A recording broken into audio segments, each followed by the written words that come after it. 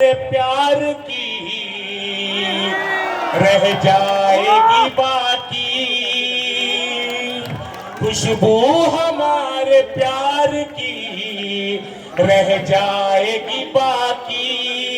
ख्वाबों में मिलने आएंगे तुम देखते रहना, ख्वाबों में मिलने आएंगे।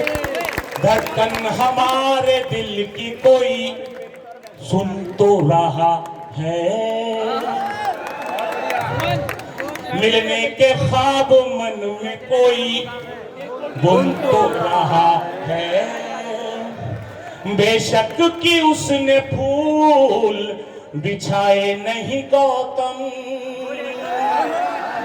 बेशक कि उसने फूल बिछाए नहीं गौतम। रास्ते से मेरे कांटे कोई चुन तो रहा है, रास्ते से मेरे कांटे कोई चुन तो रहा है। बहुत बहुत आभार दोस्तों।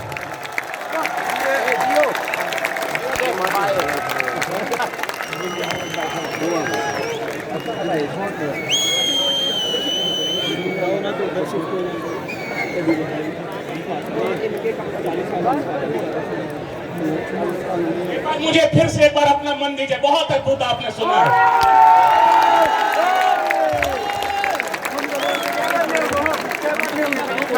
उस म्यारी शायरी सर्जना पीठ की ओर जा रहे हैं, कविता और शायरी की उस ताकत की ओर जा रहे हैं जो हमारे यहाँ सूर कबीर की परंपरा रही है, जो मीर गालिब की परंपरा रही है। हमारे शहर में अकबर इलाहाबादी, फिराक गोरखपुरी, पंत निराला प्रसाद महादेवी, कैलाश गौतम, शमशुर रहमान फारूकी तक जाती है। हमारे बीच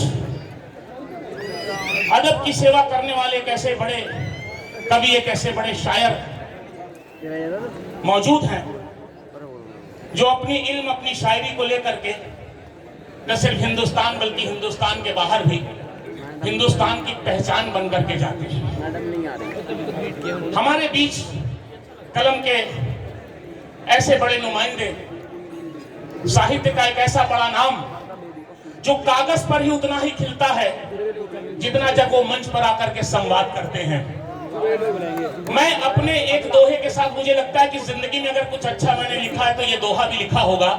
मैं अपने उस दोहे से हमारे आदरणीय, हम सब के वरिष्ठ और देश दुनिया में अदब, शायरी, कविता में भारत की पहचान बने शारिक कैफी साहब को आवाज दे रहा हूं अपने इस दोहे के साथ।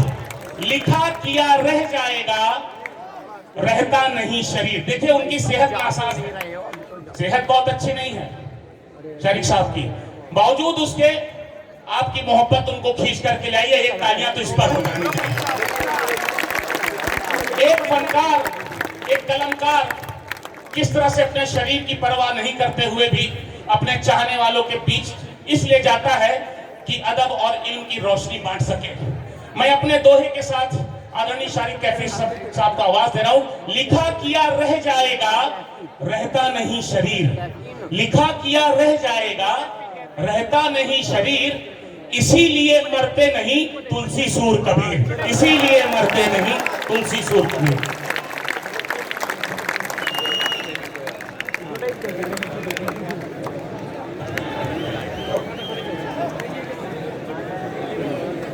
कुछ इंस्ट्रक्शंस के साथ आने की इजाज़त मिली है कि पहली बात तो ये कि आपको हमें जोश में नहीं आना है आज शायरी सुनाने के दौरान, और आप लोगों की जिम्मेदारी ये है कि आपको शायरी सुनाने के अंदाज पर नहीं बल्कि शायरी पर दाद देनी है।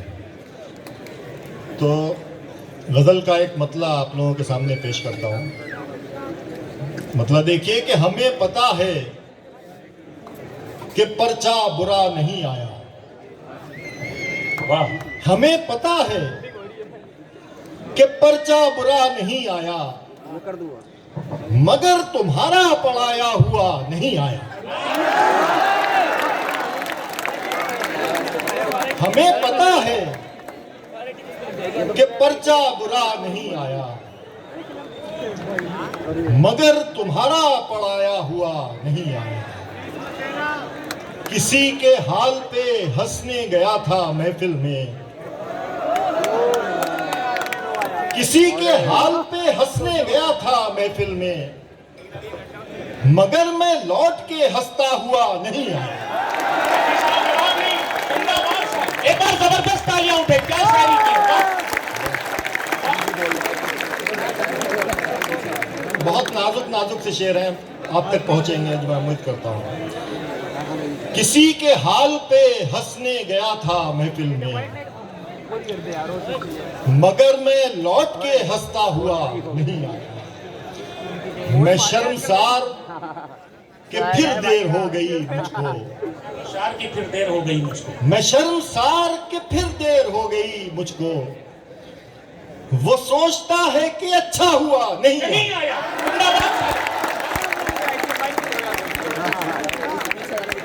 मैं शर्मसार कि फिर देर हो गई मुझको, वो सोचता है कि अच्छा हुआ नहीं आया। हमारी चीख ने एक भीड़ तो इकट्ठा की, हमारी चीख ने एक भीड़ तो इकट्ठा की, मगर हमारा पुकारा हुआ नहीं आया। इसी बीच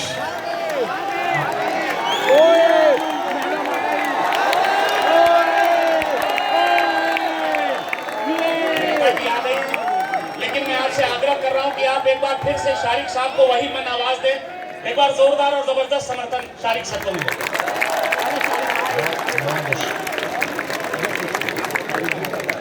हमारी चीख ने एक भीड़ तो इकट्ठा की,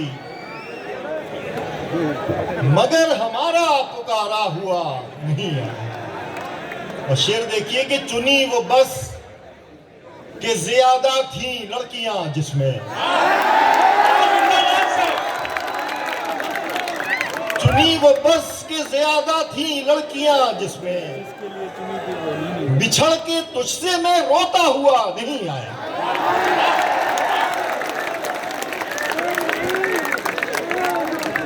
तेरी तरह नहीं आसान वापसी मेरी, शेर देखिए, तेरी तरह नहीं आसान वापसी मेरी,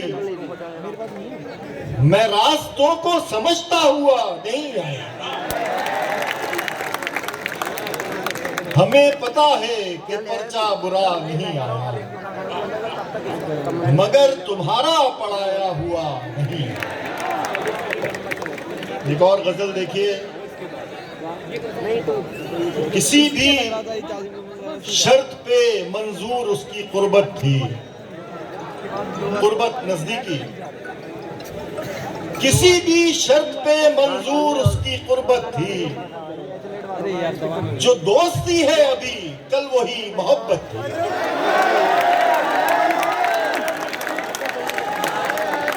दोस्ती है अभी कल वही मोहब्बत। किसी भी शर्त पे मंजूर उसकी कुर्बत थी, जो दोस्ती है अभी कल वही मोहब्बत थी। वो बात सोच के मैं जिसको मुद्दतों जीता, वो बात सोच के मैं जिसको मुद्दतों जीता, बिछड़ते वक्त बताने की क्या जरूरत थी। जिंदाबाद जिंदाबाद, बिछड़ते वक्त बताने की क्या जरूरत है। वो बात सोच के मैं जिसको मुद्दतों जीता, बिछड़ते वक्त बताने की क्या जरूरत थी। पता नहीं ये तमन्नाए कुर्ब कब जागी, तमन्नाए कुर्ब नजदीक आने की ख्वाहिश।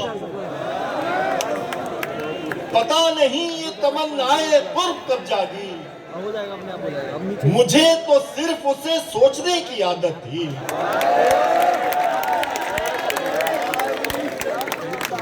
पता नहीं ये तमन्नाए कुर्ब कब जागी, मुझे तो सिर्फ उसे सोचने की आदत थी। कमाल ये है कि जब भी किसी से बिछड़े हम, कमाल ये है कि जब भी किसी से बिछड़े हम, यही लगा कि यही